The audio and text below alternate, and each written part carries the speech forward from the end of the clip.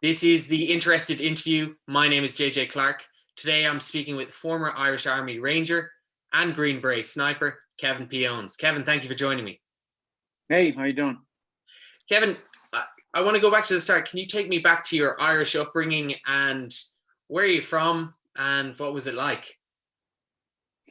Okay, so I've been told I have an American accent by Irish people, and I've been told by Americans I have an Irish accent. So you're probably going to get something in the middle here. And it might revert back to Irish a little bit because when I talk to people from Ireland, it tends to go that way. I've actually lived in the States longer than I ever lived in Ireland, but I grew up in Dundalk. I was born in Dundalk in County Louth, and in a place called Blackrock, which is just outside Dundalk, about 4 miles. And big family, like a lot of big families, especially back then. 14 kids in one family, 8 boys, 6 girls. I'm somewhere in the middle.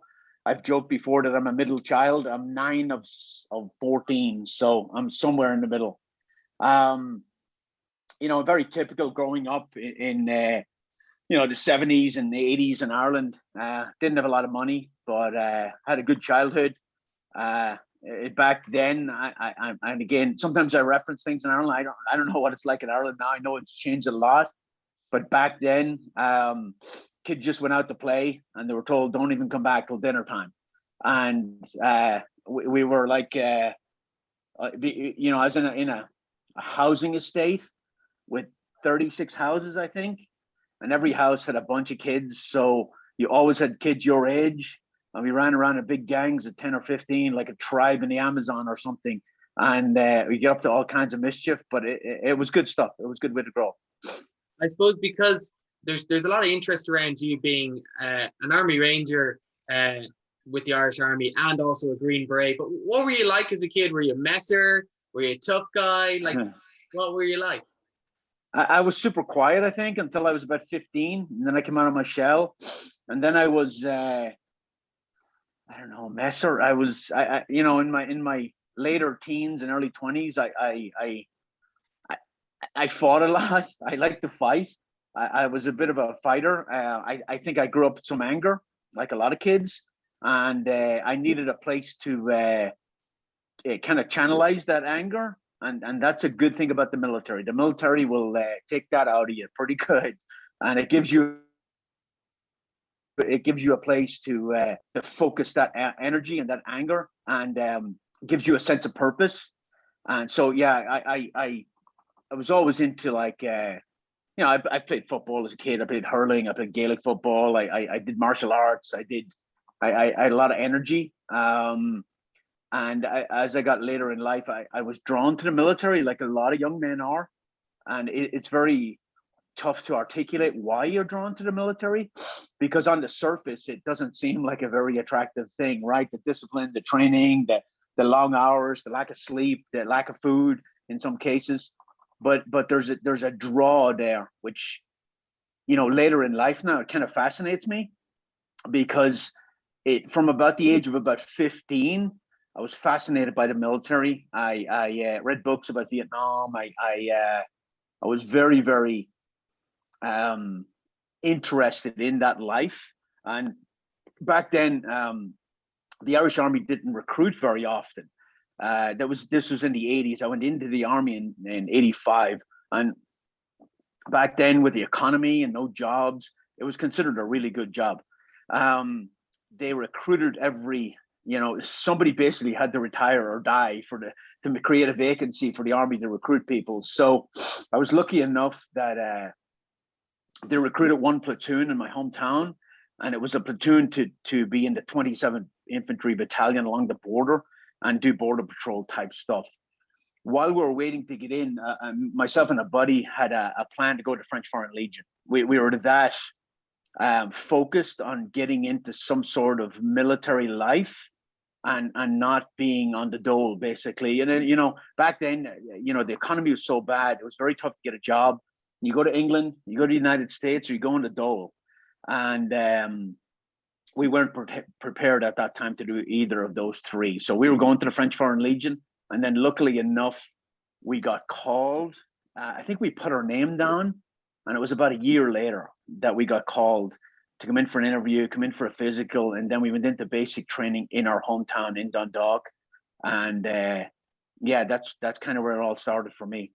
And Dundalk, just to linger there a little bit, it's on the border region in quite a tumultuous time in Ireland.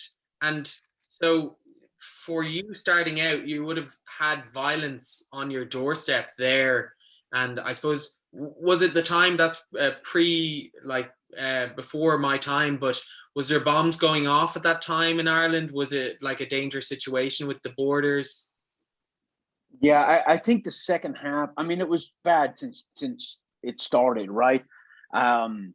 Way back. But like in the late 70s and early 80s and mid 80s, it was really bad.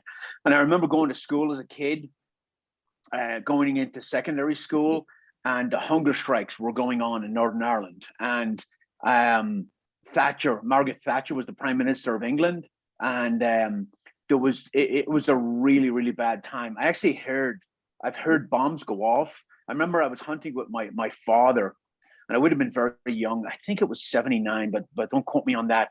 And the narrow water bomb went off in Northern Ireland, up in Newry, and it was a massive bomb. And we actually heard it go off. And my father was like, "That's a bomb in Northern Ireland."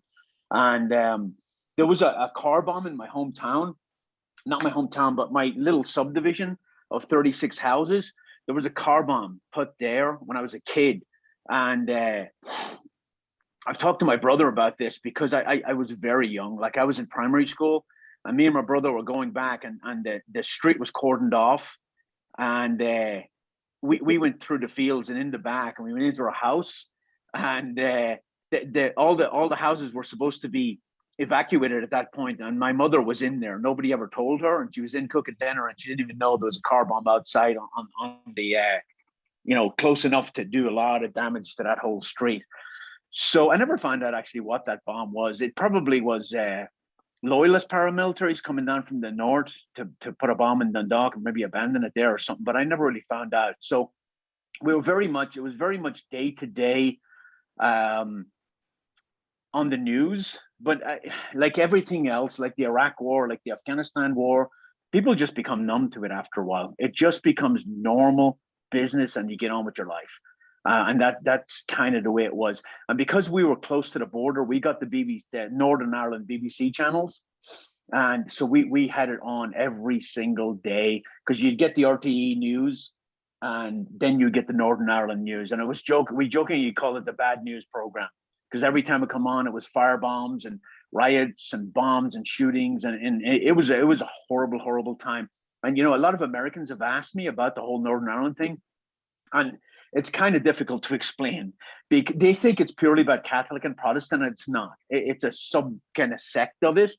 And then it goes back so far. There was nothing here a couple of hundred years ago, right? But when you it's hard for Americans to wrap their head around the fact that the British invaded and occupied Ireland for 900 years. You know what I mean? It blows your mind to kind of think in those terms. So yeah, it was very much in the forefront. It was very much a part of daily life growing up.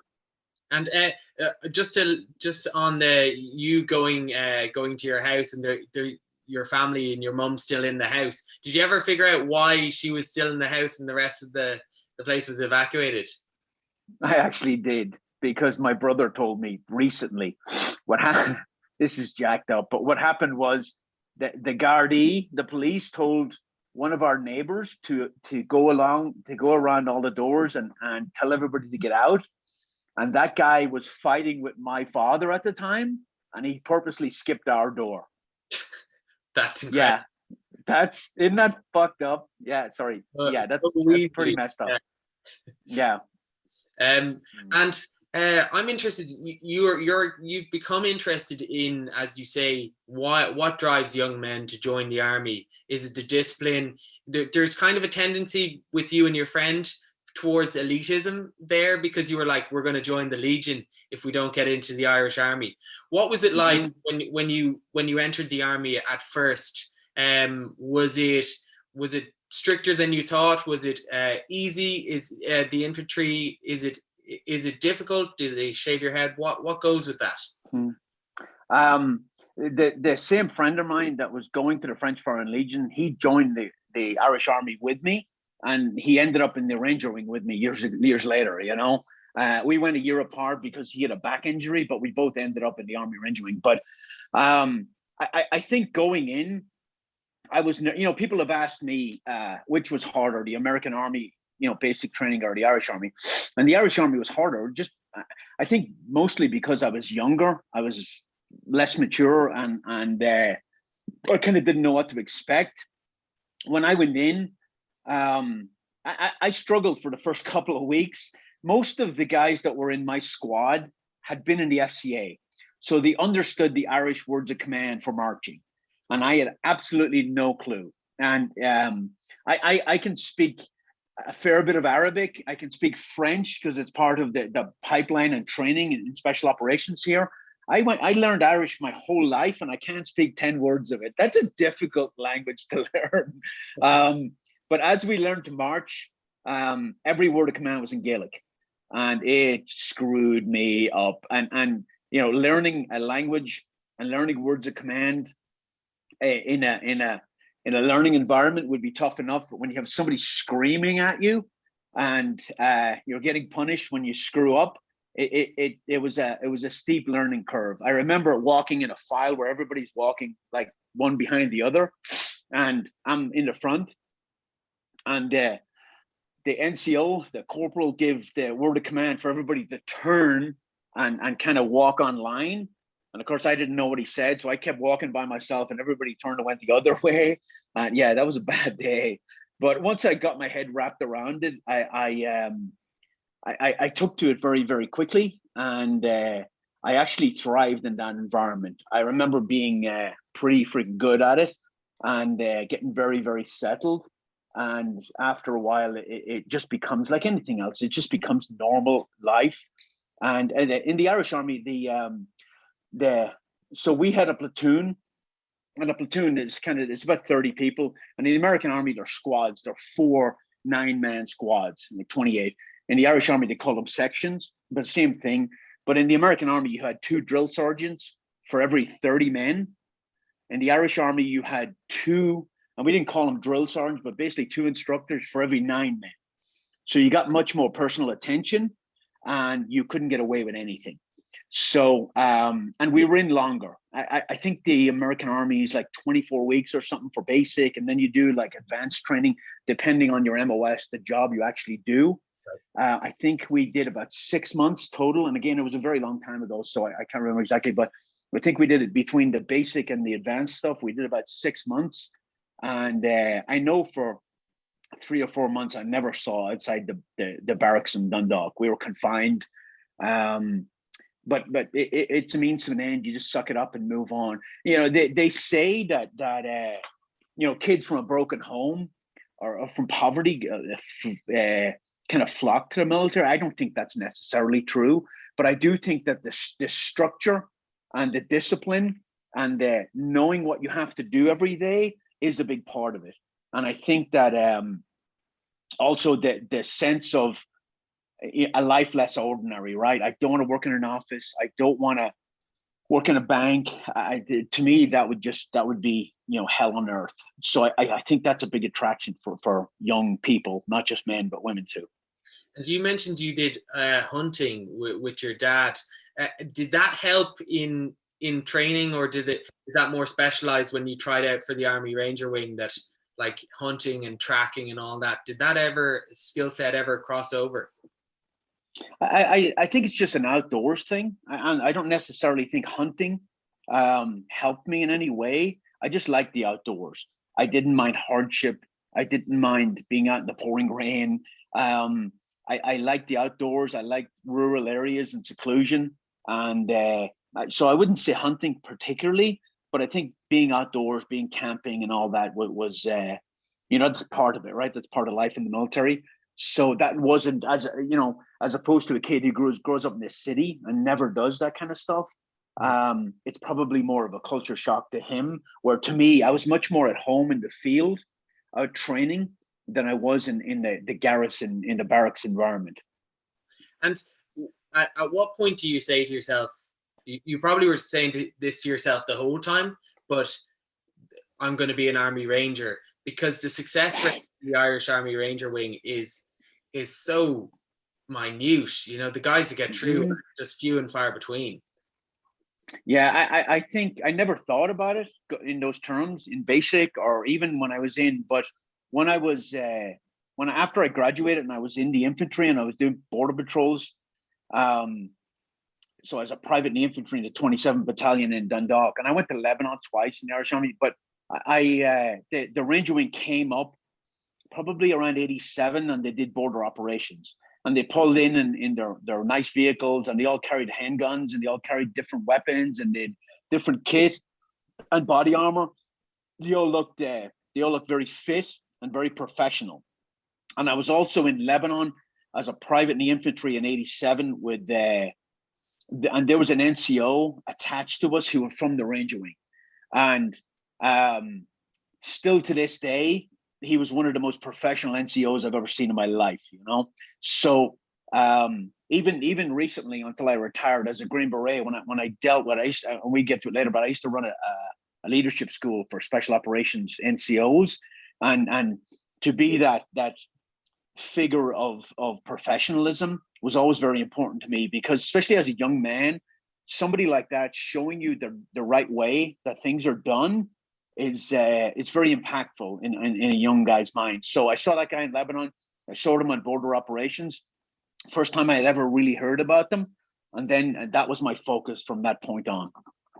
And with this guy, this NCO that to your section in Lebanon, what were the qualities? You said professionalism, but what, was he, you know, squared away in terms of his discipline, in how he conducted himself? There's a lot of talk. I have a friend in the Royal Marines, and how different forces conduct themselves around the world, and their composure, and what was it about this guy? I think if I had to put it in one word, it was professionalism. And I mean, he'd have been a fairly aggressive guy. Like, he wasn't afraid of a fight. I knew if something happened and we had to go into a gunfight, that he would be there, and he'd be on board. But I think if I had to put it in one word, it would be professionalism. You know, at that time, a lot of guys, and it's the same here, a lot of guys join the Army. It's a job. It's a 9-to-5 job. Kids join the Army here. My son's in the Army. He's an intelligence analyst in Georgia. My daughter's in the Army Reserve. She's a military police officer in the Army Reserve. So people go in. There's great benefits both there and here. But of all the forces in the American military, about 5% of them actually do the fighting. You know, actually go into combat and shoot the rifle. The rest are all just support people, and you can't function without all those other people, all those intel people, all the communications people, all those mechanics, and all that whole infrastructure. That's the way militaries have been since the beginning of time. So a lot of the NCOs I kind of dealt with to that point were basically there for a job. They did their job, and they were very good, and they were very good at what they did, but they weren't that professional soldier and that warrior mindset that I saw from this guy, Mark, in Lebanon in 87. So he influenced me that way. And every single thing he did was like 100% effort into everything. So again, as a young guy, it was impactful for me. And inspiration and your focus then on you know, joining the Army Ranger Wing. What does your preparation look like? And then selection process for the Army Ranger Wing, to the extent that you can talk about it, what was it like? So I don't remember preparing.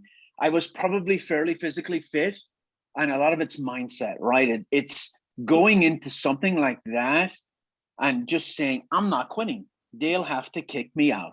And honestly, it's not as tough as people make it out to be, right? And I'm going to catch hell for that, but and maybe in hindsight that's the way it is. But you go in, you suck it up, it's more of a mental game than a physical game. Of course, you need to be physically fit. You need to be able to carry a rucksack. You need to be able to run. You need to be able to do push-ups and swim and all those other things, right? But if your mind is not right, you'll quit. And people will find an excuse to quit because they'll get an injury and they'll use that as an excuse to tap out and go, well, I got injured. Or they'll have some sort of family, and I'm not talking about the Army Ranger Wing, I'm talking about both, American Special Ops too. So you'll see people, the mind is, stamina comes from the mind, it doesn't come from the body, right? I've seen guys, I saw guys in the Ranger Wing with swollen feet who'd walk 30 miles and their feet would be so swollen, they have to get their boots cut off when they're done, right? That's being mentally tough. So I don't remember, again, no internet back then, no intel. Nobody I knew actually ever went there, and running into the belly of the beast with no intel, it was a shock to the system. They run the crap out of us for, the first 24 hours, and minimal sleep, minimal food, a lot of garrison stuff, and then a lot of patrolling, and then time in the field and up in the mountains and the cold, wet, hunger. But if you're just willing to say, look, I'm not going to quit, they're going to have to kick me out, you'll go much further than you think.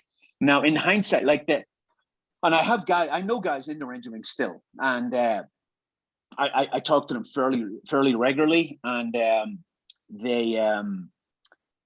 some of them have been over here and shot sniper competitions in the American military, and I used to work at sniper school and stuff, but they've told me that it's all changed now. But back then, I will be honest, and this has come from them too, the attrition rate in some, and I put myself in this category because I worked at selection in the Ranger Wing. We didn't put a lot of thought into it, right? The thought process was, we're going to make it hell and make people quit. Now, when you do that, that's great, because you in a special operations world, you can deal with a lot of things. You can't deal with a quitter. A quitter is a liability, right? So you're trying to force that mindset. But we did break a lot of people physically. It doesn't matter how strong your mind is. If you're holding a rifle up over your head and a rucksack in your back, and you're, duck walking up and down the hills of the Curragh for hours, you're going to tear a hamstring. You're going to jack your knees up, your back up. And a lot of guys did drop out because of physical injury, which is unnecessary.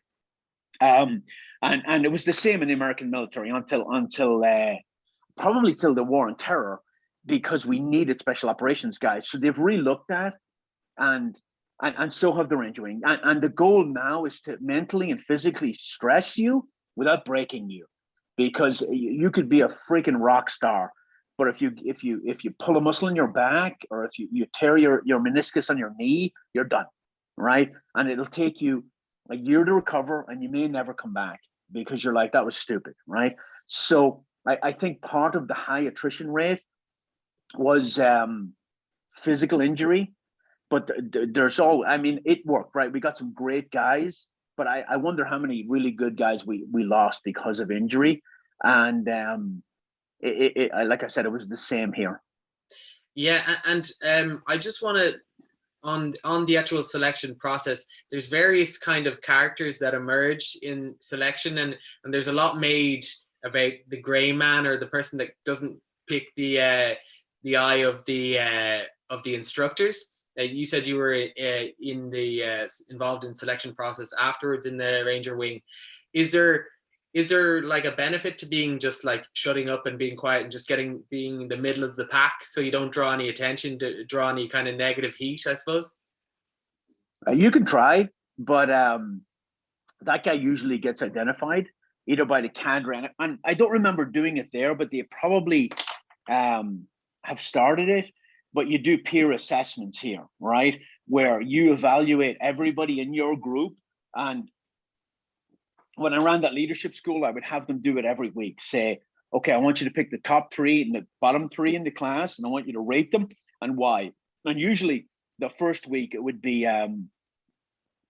because they don't know each other that well, it'd be the top 3 would be like, usually, or the bottom 3 would be like, this guy's super quiet, he never talks, and all, which is not a bad trait, right? I would much rather have a quiet professional than a loudmouth that never shuts up, right? But I used to pull them in my office and kind of counsel them and say, look, I get that your personality, it's hard to change your personality, and I'd rather a quiet guy, but you're in a world where you've kind of got to be a little bit of an alpha male and a kind of an outgoing person, and public speaking is going to be a big part of it. So I want you to try and maneuver out of that, right? So peer evaluations here will identify that.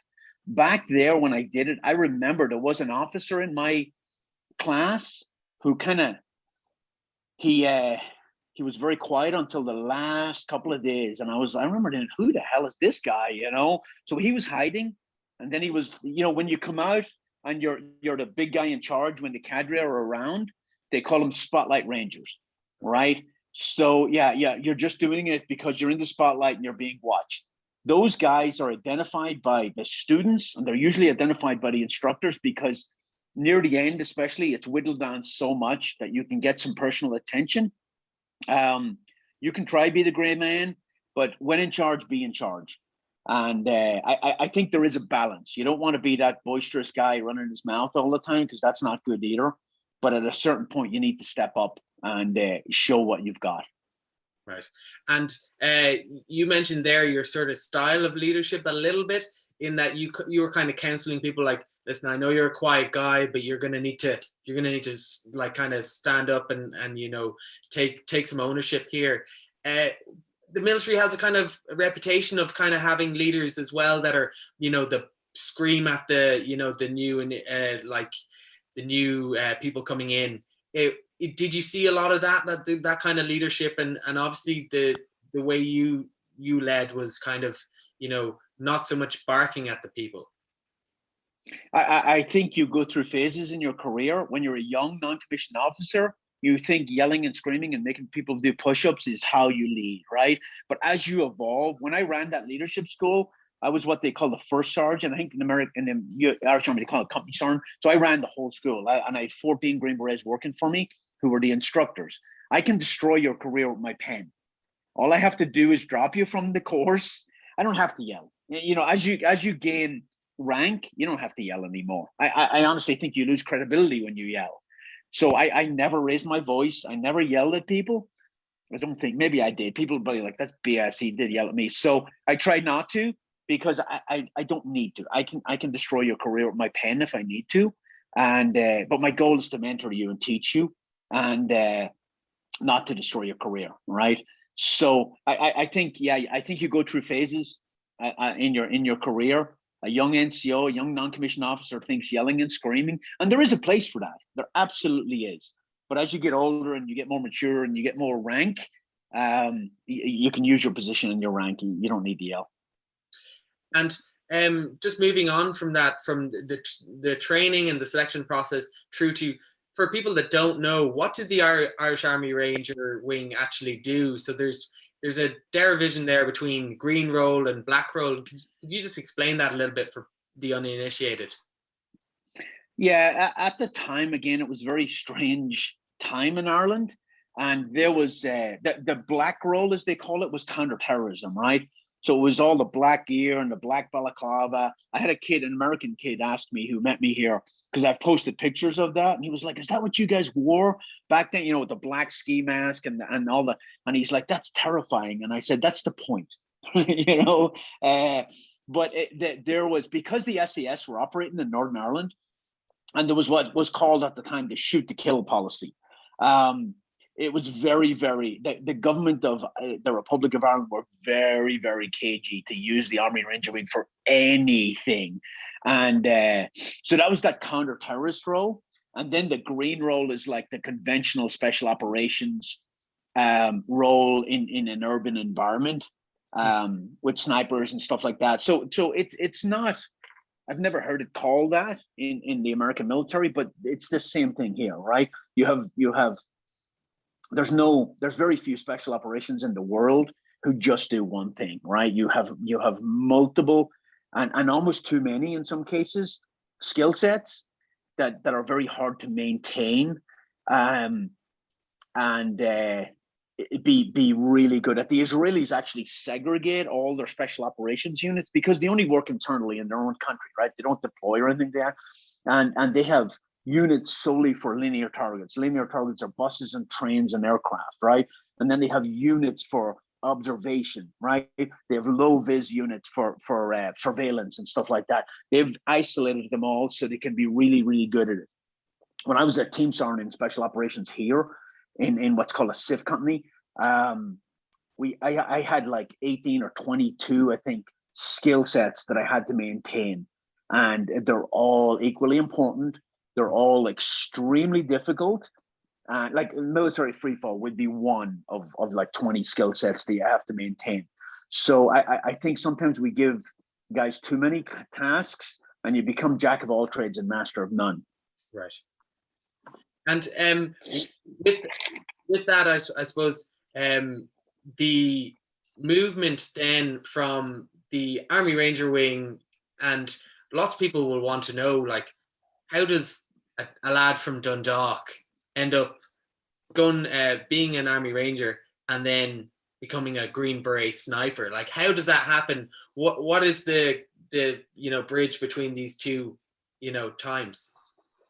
Yeah, people ask me, how did you go from special ops in Ireland to special ops in America? And I'm like, it's not like a helicopter, like a black helicopter landed me and took me over. There was a 10-year gap between those two, where I drove a taxi, I worked construction, I was in Somalia and Mogadishu as a contractor, as a security contractor for almost freaking a year. I eventually got a green card. I went in the infantry in the American Army as a private E1, right back to the lowest of the low. And I spent 6 years in the infantry in the American Army because I came in with a green card, and it took me 6 years to become a US citizen. And I couldn't go to special ops until I was a US citizen and could pass my security clearance. Right. So eventually, I left the Irish Army in 92 and I went to selection in the American Army in 2002. So there was a big gap in there where I did a lot of shitty jobs, and I started in my Army career right off at the very lowest of the low. And people are stunned by that, because in the American military, if you went into ROTC in high school, right? There's a class in high school that my daughter and my son took that is it's a military type class, where they do drill and ceremonies, and they learn it's in the high school we had here. It was an Air Force one, so they learn aeronautical science, but it's done, and it's good for kids. It gives them discipline and all that. But if you did that in high school, then you come in as a private E2 or a E3, which is an enlisted grade. I came in as a private E1, despite my background, despite everything that I'd done at that point. And I just started all over again. And it was a means to an end. I just worked my way back up. But it wasn't like there was a plan. I didn't leave the Irish Army thinking I was going to go to the American Army. It was the furthest thing from my mind. And there was a 10-year gap. So it wasn't like a jump. I was lucky enough to get a green card through a lottery system that they did back then. Don't even know if they do it anymore. And well, it's just the way things worked out. I had no plan. And people are like, oh, you've had a really interesting career. I was like, I've had no plan. It's just the way things fell in front of me. And I've never planned more than a week ahead of my life. I know people are like, oh, you had this big master plan. I absolutely did not. It certainly seems that way. I'm interested in like when people retire from the military, they tend to stay out. They don't tend to get back after a 6-year period. What age were you when you got back? You were eligible for special forces selection. In America? Yes. Yeah. So I went back into the infantry at 29, and 29 is by no means old, but when everybody else is 18, they were all calling me pops. Right? But I had all this military background, and you talk about the gray man. I was like, I'm just going to be the gray man. And as soon as they see me do drill and ceremony, and I knew what I was doing, and as soon as I opened my mouth and they heard my accent, then they freaking latched on to me. But they're actually pretty cool to me in basic training, because I told my background, and they let me run the show. I actually ran the whole place most of the time in basic training, right? So 29, I went in, like people will hit me up on Instagram and stuff, and they'll be like, I want to go to Special Forces selection, but I think I'm too old. I'm 28. And I was like, I was 35 when I went to selection.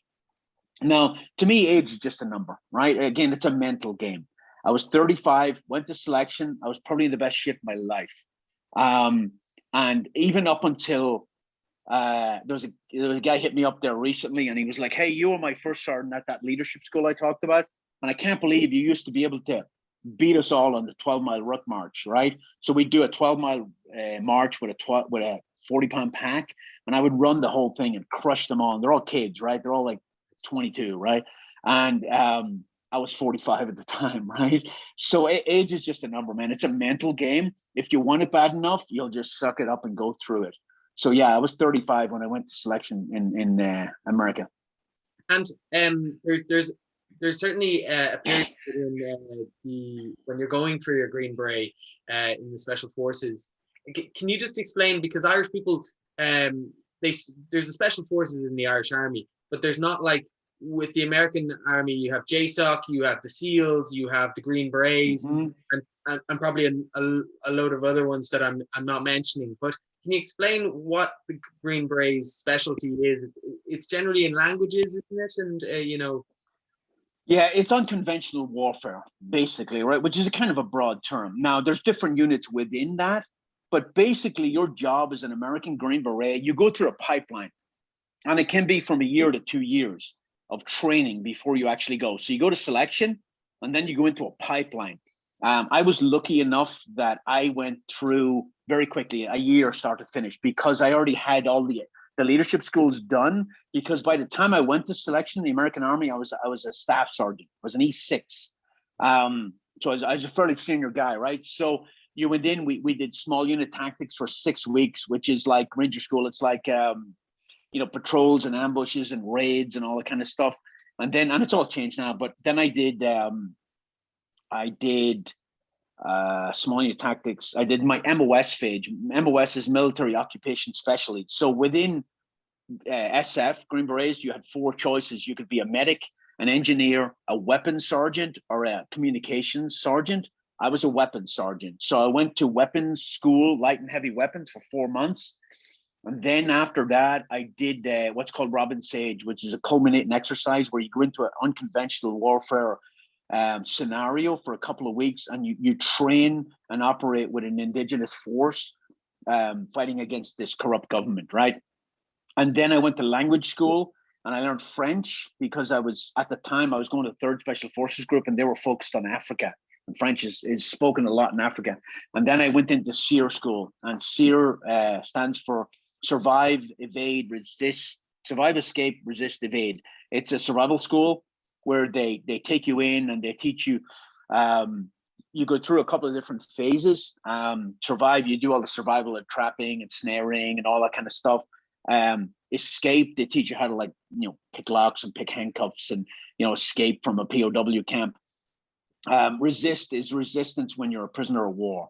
They give you some classes, and then they roll your ass up and they throw you in a prison and they beat the crap out of you and they interrogate you and they physically I'm not telling you anything that's secret. There's a lot of information out there, but you get beat down pretty hard. And it's amazing how you can break a person down in only a couple of days.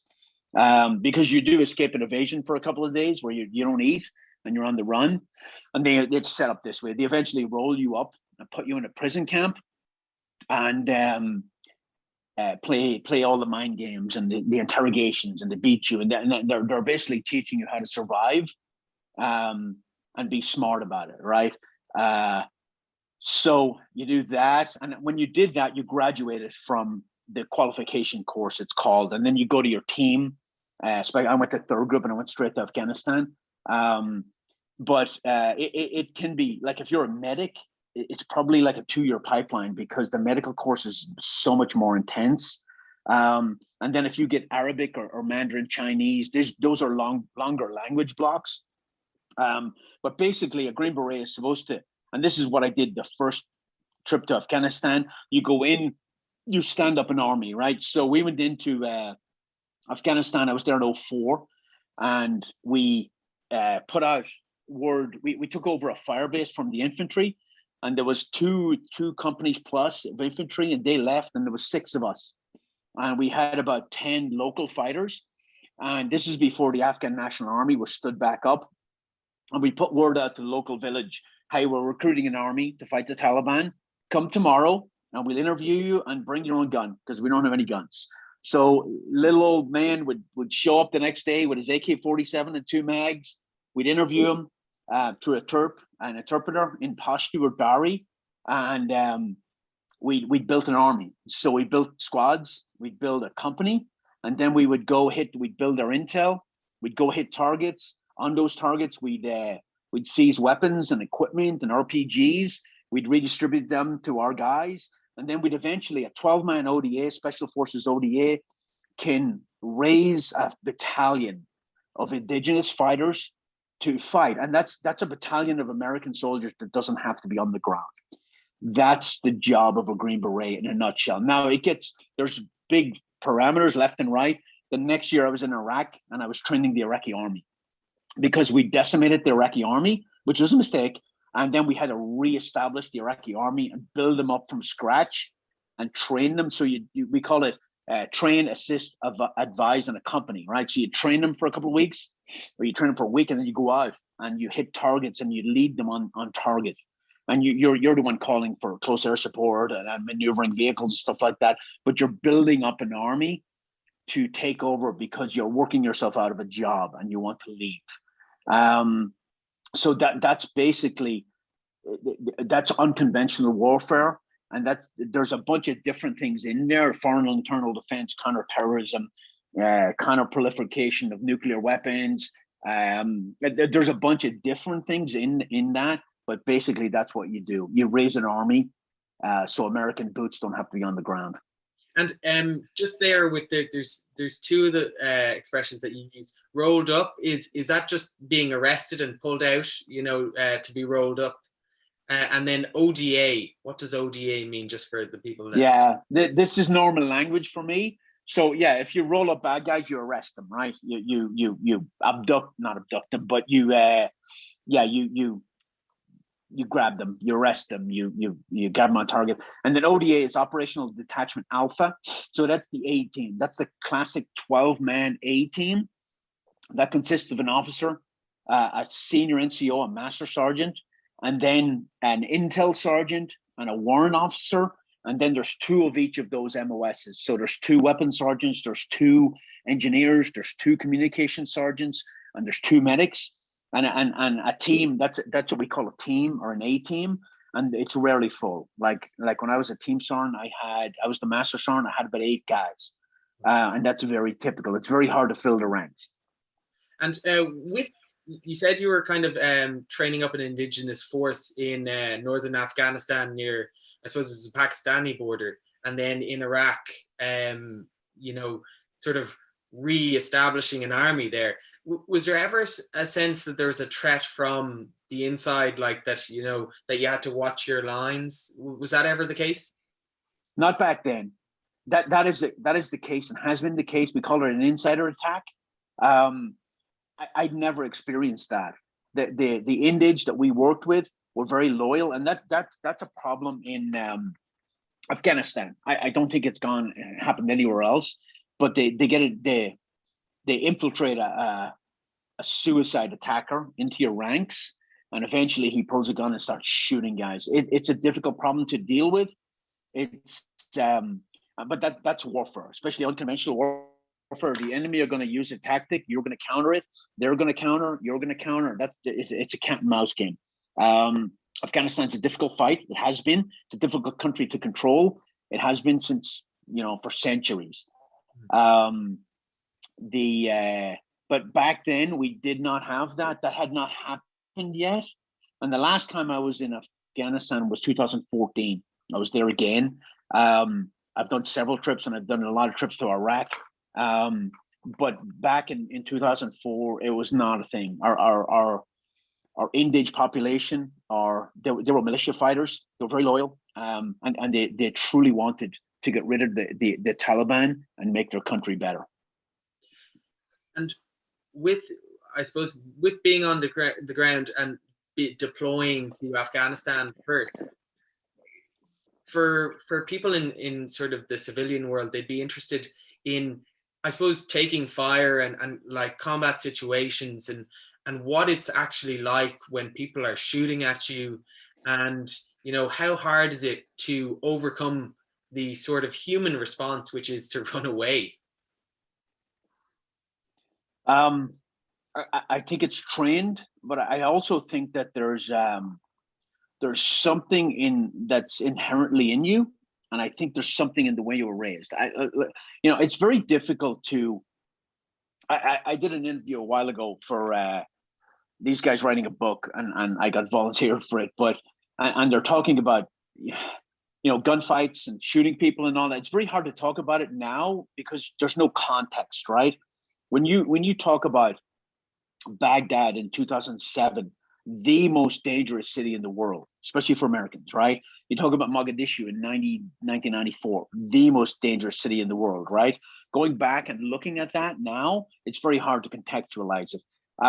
The first time I came under fire was, I've been to Lebanon twice, right, with the Irish Army, but you're not fighting, you're peacekeeping. And we came under fire from 50 cals from the Israelis and stuff like that, but it wasn't anything like combat, right? But maybe it prepped me a little bit. I spent a long time in Mogadishu where I came under fire a lot. And I think at that time, and again, it's very hard to contextualize this, but when I went to Mogadishu, I'd come out of the Irish Army. I was a little lost. I didn't know what I was going to do with myself. I just watched my mother die of cancer over months and months and months.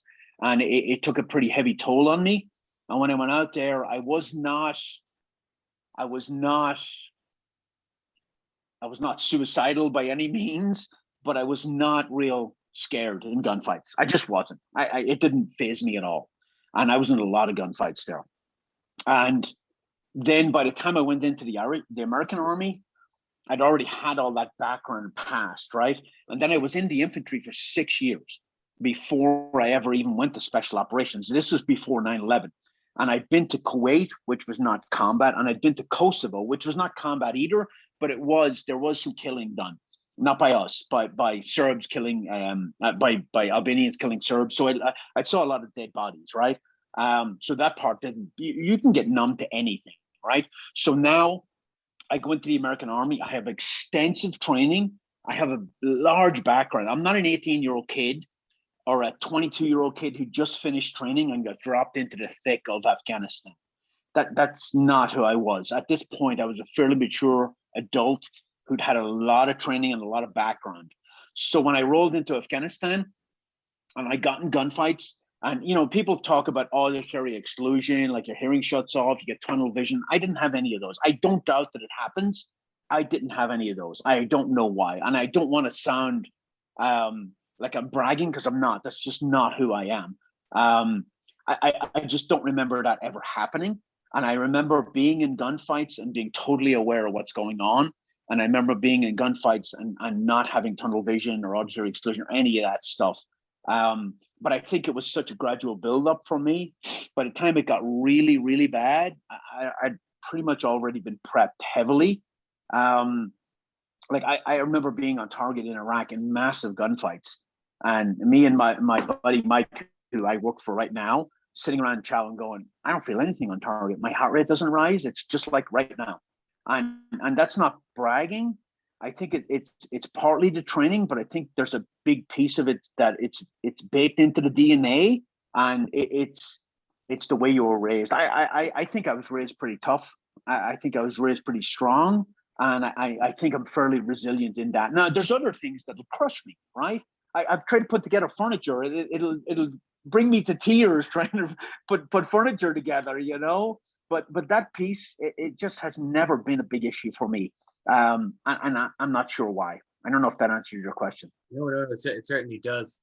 And I've seen it in sort of military guys that I've spoken to, that warrior spirit that you talked about earlier. Mm-hmm. I'm interested. This is a bit of a lighter one, but what's the difference?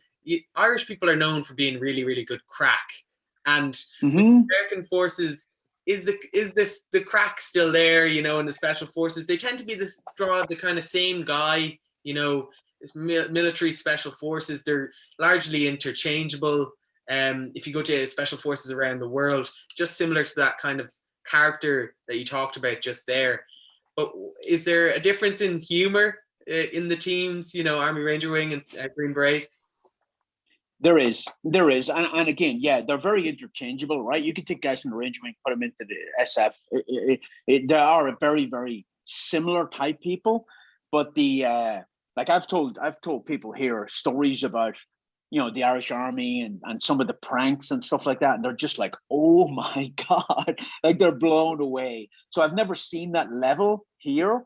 It's you know, the Irish are different, right? They're different. They're very unique in that. And some of the pranks and jokes that people did back then, I've never seen in the American military. Very similar mindset for you know, the sense of adventure and the warrior spirit. But yeah, the crack, as people, and like if Americans looked at this, they'd be like, crack is cocaine, right? But it's the Irish word for fun, right? So a little different. I've never seen it at that level here. And maybe it's because back then I was living in the barracks, right? And I was immersed in it. I've never lived in the barracks here. I've lived off post the whole time. And I was older here. So I don't think I would be up to the same shenanigans as I was back then. So maybe I'm just not privy to it. Maybe it is there and I'm just not involved, but I've never seen it. And you have a dog that you're very close to, and people who follow you on Instagram will have seen your dog. Can you talk about your dog? Is it a service dog? It is, yeah, it is. He's a service dog. He's a Belgian Malinois, and we use Belgian Malinois in the military as attack dogs. They're called multi-purpose canines, and we use Labradors and stuff like that just for sniffing bombs. But we use, in special operations, we use multi-purpose canines, and they're very, very extremely well trained. And we use Belgian Malinois. And where are you at, Vinny? He's there somewhere. So myself and Mike, my buddy that I work for now, we use Malinois a lot. And we were on one particular target in 2007 in Iraq, and we were hitting a foreign fighter safe house. And long story, but me and Mike have done a podcast and told this whole story. But we came in, and as we went in, we got in a massive gunfight, and there was 14 suicide bombers on target with, you know, racks of magazines and AKs, very well trained, all foreign fighters. And we got a massive gunfight, and at one point we were sweeping across the palm groves where one guy was hiding, and we were trying to flush him out with hand grenades and gunfire. And the dog handler with the dog said, let's send the dog in. And the dog's name was Vinny.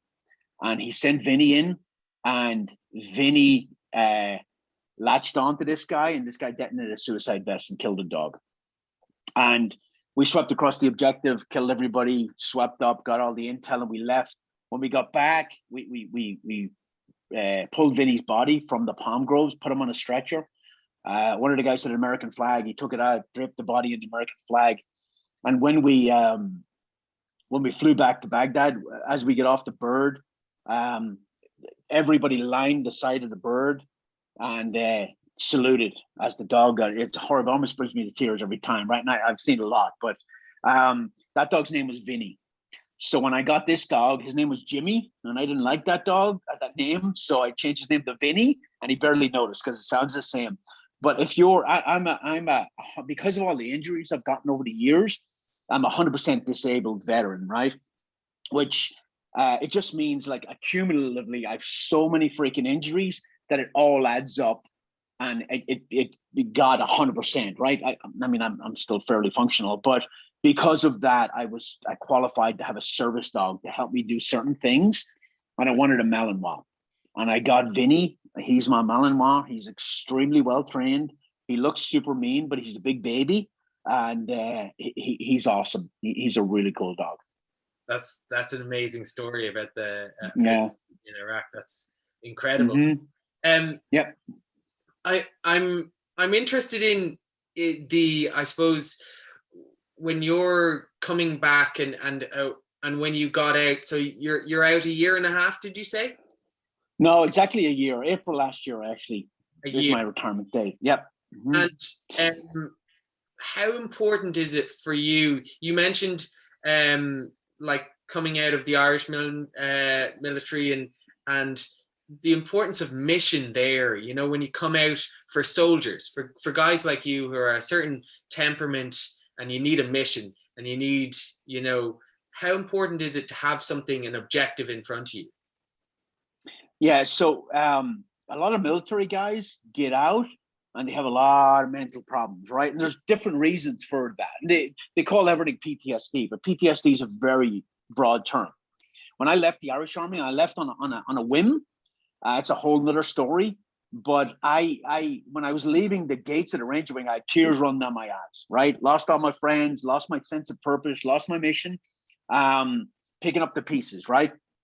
And that's why people ask me now, oh, do you miss the military? I'm like, no, I don't.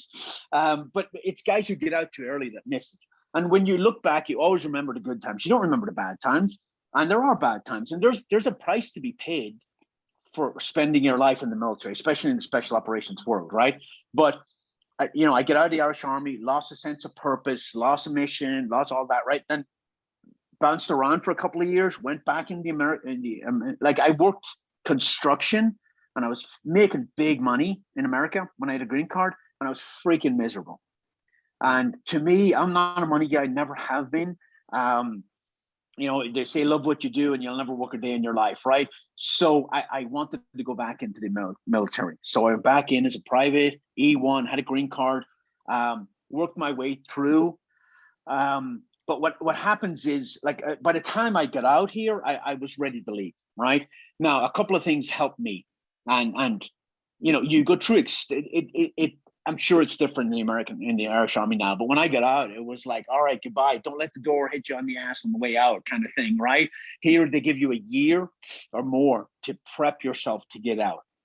Right. And you document all your injuries, and you get any surgeries you need, even though I didn't get the surgeries I need, but I said I'll do it later, and I probably never do it. But so it kind of is a long process. I was working a staff job, so I was running the Force Modernization Office for Special Operations, and I had time to get all my ducks in a row and all that. And the mistake people make, both here and there, because a good friend of mine in the Irish Army committed suicide about 2 weeks ago. We were in basic training together. I knew him really, really well.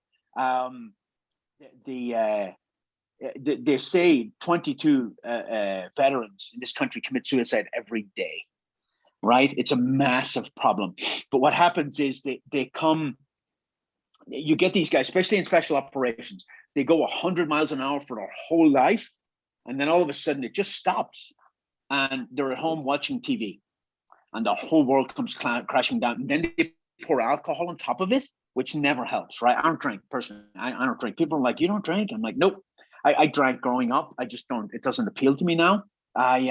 So when I got out, I had a job to jump into, and I worked for Fieldcraft Survival, and it's like being on a team, right? Mike, good friend of mine, the CEO, we were on a team together for years. We've been in gunfights together, and when you're in combat, especially in like real heavy combat, that's a bond that you just never break, right? So I got out. I started working even before I was out of the military, because you go on terminal leave, you take your leave, and then you just don't go back, basically. I had a job to go to. I don't drink, and I had a sense of purpose, and that has helped me a lot. It's the guys who sometimes get out too early, or they get out and they say, I'm going to take 6 months off, and it's totally alien to you. You've never taken 6 months off in your life. You've never taken 6 days off in your whole career. And then their friends are still in, but they can't relate. They're army guys, and they talk army all the time, and you're not an army guy anymore, right? So you can try to stay kind of focused on it, but that road leads nowhere. You need to find your next thing and move on with your life, right? So I seem to have found that. I have my sense of purpose, and honestly, like when you hit me up about doing this, I don't do this very often. I've done a couple of podcasts, but you said that there's young men that I can't remember how you phrased it. You said there's young men in Ireland that need guidance or would like to hear your story or whatever. And that's the reason I said I'd do it, because I know there's not enough people out there, male and female, that are the right influence for young males and females in every country, right? They're following the freaking Kardashians or these actors and all who are, actors are the court jesters of today. You know what I mean? They're probably not the people you want to be emulating, right? But it is tough to leave unless you leave the right way. And I left the right way, and I have no regrets. I look back at my career, and it's been very, very long, and there's been a lot of moving parts. And I got out at the right time. I probably should have got out a little earlier, actually. I hung on a little longer than I should have. And I'm really interested, because when we went, because of this pandemic, I've been doing a lot of interviews on Zoom, and you were the only interviewee that was on the button and it's because of your military background that punctuality is really important. And I'm interested in military guys, when you meet them out, people that have been in the military, they have certain characteristics that are really transferable: being on time, discipline. What skills have carried over into fieldcraft survival that that work in civilian life for you? Well, I started here just over a year ago, and I started teaching. Teaching classes, teaching long-range shooting, teaching land navigation, all kinds of stuff. So obviously, public speaking was not a big deal for me. And then as I've evolved, I'm like the COO of the company now, the Chief Operations Officer. So I run the day-to-day operations of the company.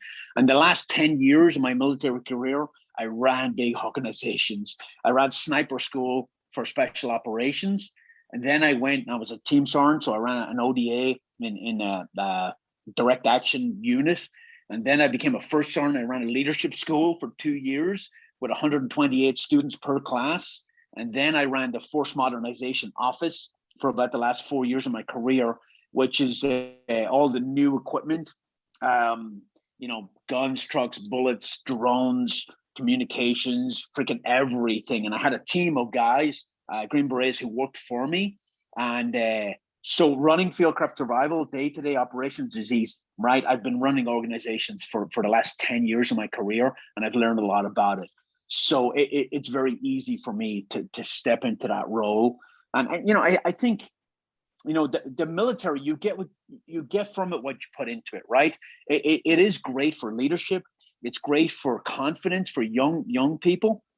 It's great for people to find their role in life. And I don't know what it's like in Ireland now, but in the American military, you can come out of high school, go into the military for 4 years, come out with like 40 grand for college. You're still only 22. If you want to go to college, then you can go. If you want to get another job, it gives you a little bit of life experience. It gives you a little bit of training and leadership, and it gives you a kind of the ability to take a knee and take a pause, because it's hard when you're 18, when people go, decide the rest of your life right now. Right. It's difficult, right? Because if you go to college, you got to pick subjects that are you going to waste 4 years studying something you don't really care about? But that gives you the ability to just take a knee, experience a little bit of life, get a little bit of maturity, get a little life experience, and then decide where you want to go. So, with my kids coming out of high school, I felt very bad going. I was lucky. I found what I liked very early on in life. Not many people do that, and I feel very fortunate that I was able to find that passion at a very young age.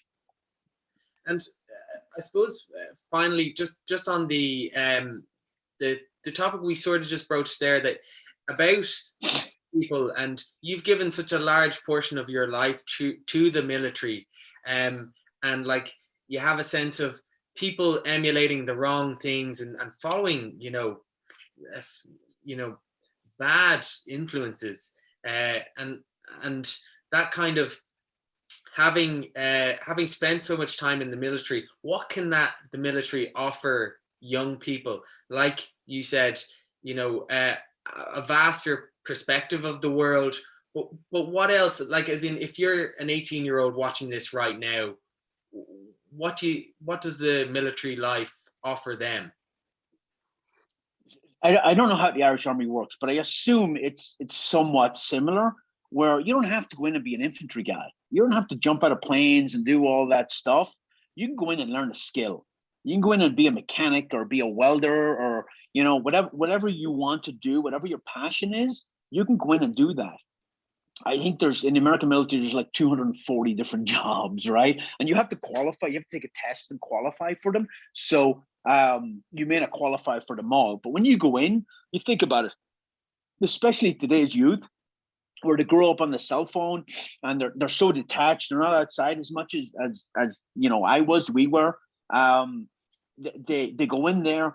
They have somebody. It's funny because when my son went to basic training, my wife was like, it's awesome because the Army just replaces parents with drill sergeants. You know what I mean? They tell them what to do every single day. They make them get up.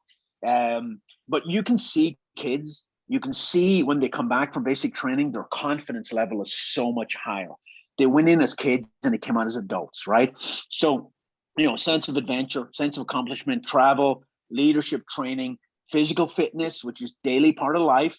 And then it like I said, it gives you a chance to just pause, figure out what you want to do, and then move on. And I don't know what the enlistment period is in Ireland now. It's probably 3 years maybe, but 3 years is nothing. When you look back, it's nothing. When you may stay and you may go on, and it may not be for you, but it will absolutely benefit you in maturity, in respect, and in confidence. It unless you fight the system when you go in, and then it'll end badly, right? But you probably shouldn't join if you think it's going to go that way. And Kevin, people watching, it's Kevin.P.Owens on Instagram, and I think people kind of it's very obvious how interested you are in military history. Even your walk around of museums where you're like, look at this, weapon that they're using. Has that always been there? You said that you when you wanted to get into the army when you're around 17, that you sort of read about the army. Has that military sort of acumen and looking back at all the great battles, has that always been there? It's been there since probably I was about 15. I was always interested in it. Read a lot of books about Vietnam and about World War II, and always enjoyed the movies and stuff like that. And with the story I told you about, I had no social media until, I don't know, 2 years ago when I started doing this, and I was very uncomfortable with it. But it's part of marketing, right? It's like I wanted to come work for my buddy Mike and stay anonymous, and he was like, nope, people need to know your background, right? So now that I do it, I'm comfortable with it. But if you look at one of the things Mike said when we sat down and we did a podcast recently about that whole mission where our dog got killed. Now that's one of dozens and dozens of gunfights we were in. Mike said something very profound to me. He said, we grew up listening to stories about Vietnam and World War II and all that kind of stuff. And it's our responsibility to tell the next generation the war stories that we've experienced, right? Which is right. You know what I mean? You need to, those stories need to be told. And I know so many stories from my own personal experience and from friends that have never been told, that are just would blow your mind. So that is a goal for us. But yeah, grew up very, very interested in the military and was lucky enough to pursue that career in for the last 35 years ish. But yeah. And just where can people find you apart from on Instagram? It's Kevin.P.Owens. Where else? Yep, that's it. That's it.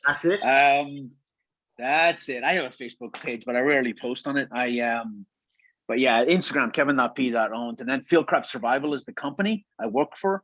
And YouTube. I have some YouTube videos that we do through Fieldcraft. It's on the Fieldcraft page.